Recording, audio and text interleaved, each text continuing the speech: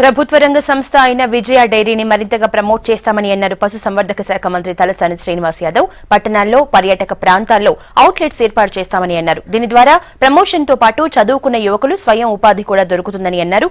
విజయ డైరీని విజయ తెలంగాణ డైరీగా పేరు మార్చారు. దీనికి సంబంధించిన వాల్ పోస్టర్లు, బ్రోచర్లను మంత్రి ఆవిష్కరించారు.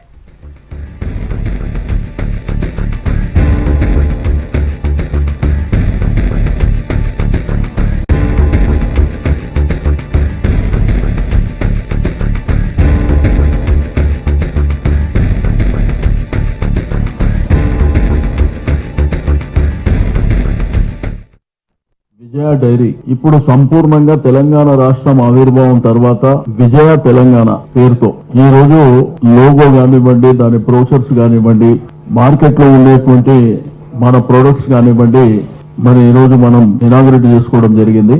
సుమారు మన రాష్ట్రంలో 86,515 పాల ఉత్పత్తిదారుల నుండి మనం పాలు సేకరణ చేస్తా ఉన్నాం.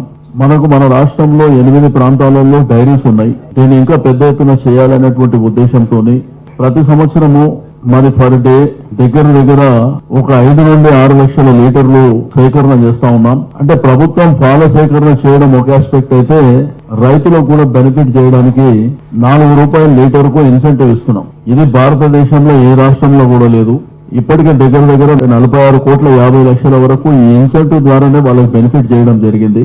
అయితే విజయ డైరీ ఒక నాణ్యమైనటువంటి ప్రొడక్ట్స్ వస్తాయి దీంట్లో. అయితే దీన్ని మార్కెట్ లో పెద్ద ఎత్తున ప్రమోట్ చేయాలని ఇన్ ప్రిన్సిపల్ ఈ మధ్య కాలంలోనే డెసిషన్ తీసుకోవడం జరిగింది. ప్రతి సిటీ కానివ్వండి, టౌన్స్ కానివ్వండి, జిల్లాలలో, టూరిజం ప్రాంతాలలో కూడా ఈ అవుట్లెట్స్ అన్ని పెద్ద ఎత్తున పెట్టాలనేటువంటిది ఒకటి. మన పాలని విజయ తెలంగాణని ప్రమోట్ చేసుకోవడం ఒక ఆస్పెక్ట్ అయితే, ఎవరైతే పేద పిల్లలు ఉన్నారో, చదువుకున్నటువంటి మధ్యతరగతి కుటుంబాలు ఉంటారో వాళ్ళకు కూడా ఒక సెల్ఫ్ ఎంప్లాయ్మెంట్ ఇచ్చే విధంగా ఈ కార్యక్రమానికి రూపకల్పన చేయడం జరిగింది.